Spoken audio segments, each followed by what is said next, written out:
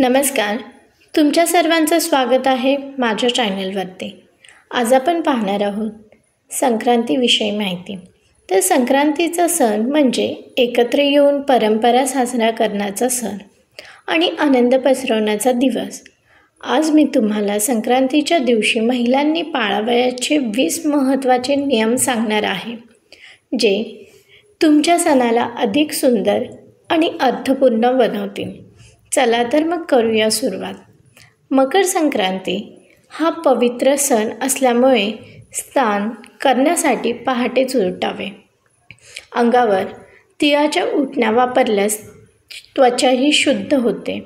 स्नानानंतर स्वच्छ कपडे घालून देवघरातील सर्व साहित्य शुद्ध पाण्याने धुवावे. सणाच्या दिवशी भारतीय परंपरेचे दर्शन घडवण्यासाठी साडी, पैठणी किंवा हलकी दागिने असलेले पारंपरिक पोशाख परिधान करा. हे नुकतेच सौंदर्य वाढवत नाही, तर सणाचा उत्साह अधिक भव्य बनवतो. तिळगुळाचा अर्थ आहे गोडवा आणि ऐक्य. तिळगुळाचे लाडू बनवा आणि तिळगुळ घ्या, गोड गोड बोला या म्हणीचा अर्थ समजून त्याचा स्वीकार करा.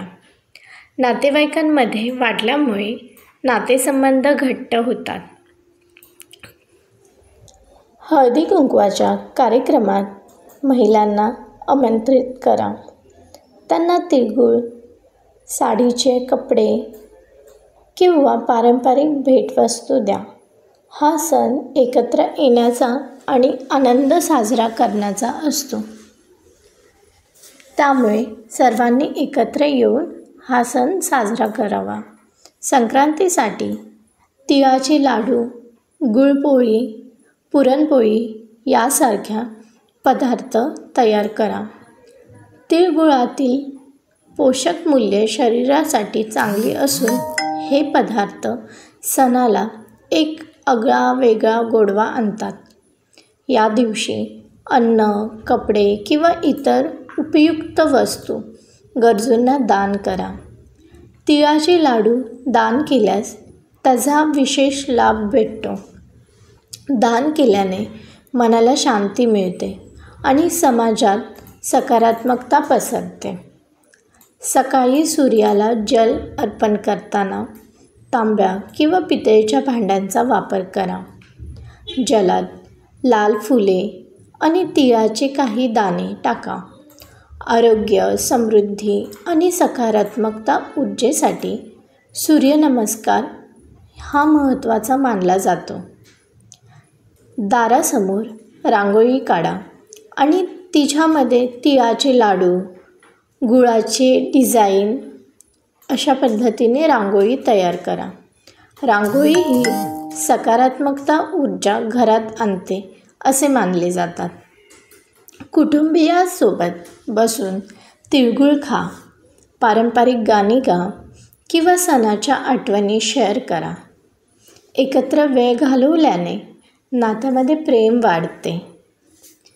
तसेच तुमच्या शेजारच्यांसोबत तिळगुळ वाटा आणि त्यांच्यासोबत गोड संवाद साधा.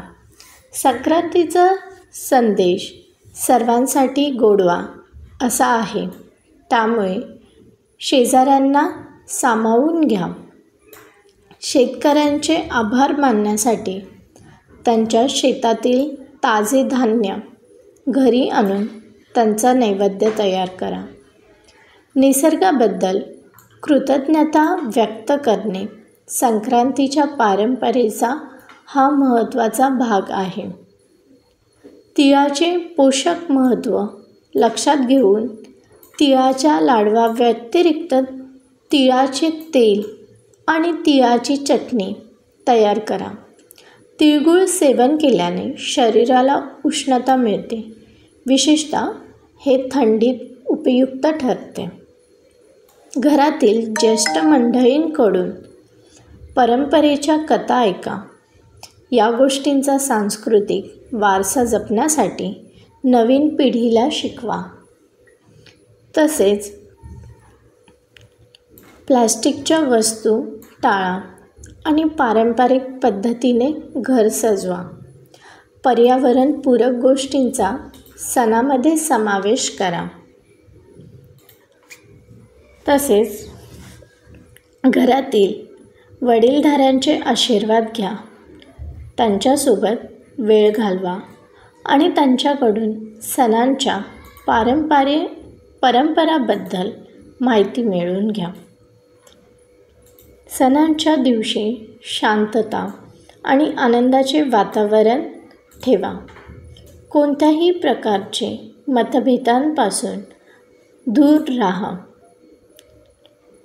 नवविवाहित महिलांना साडी, हलकी दागिने किंवा तिळाचे पदार्थ भेटवस्तू म्हणून द्या. यामुळे त्यांचा उत्साह आणि आनंद अधिक वाढतो. सण साजरा करताना हास्य, विनोद आणि प्रेमाचे वातावरण तयार ठेवा. संक्रांतीचा मुख्य संदेश म्हणजे एकमेकांशी प्रेमाने वागणे. स्थानिक कार्यक्रम किंवा मंदिरामध्ये होणाऱ्या संक्रांतीच्या पूजेत सहभागी व्हा. तुमच्या कुटुंबासाठी खास गाणे किंवा नृत्याचे कार्यक्रम आयोजित करा. तसेच वर्षभर मिळालेल्या यशाबद्दल आणि आनंदाबद्दल देवाचे आभार माना. या दिवशी प्रार्थनेला विशेष महत्त्व आहे, त्यामुळे देवाकडे आभार माना. तसेच या टिप्सचा समावेश करून तुमचा संक्रांतीचा सण अधिक मंगलमय आणि गोडवा पसरवणारा बनवा. तुमचं मत नक्कीच कळवा आणि अशाच उपयुक्त टिप्सकरिता श्रद्धाज वर्ल्डला सबस्क्राईब करा. तुमच्या सणाला भरपूर आनंद मिळो अशीच शुभ मनोकामना आहे. शुभ हॅप्पी संक्रांत. आपण लवकरच भेटूया नेक्स्ट व्हिडिओमध्ये. तोपर्यंत टेक केअर. Bye bye.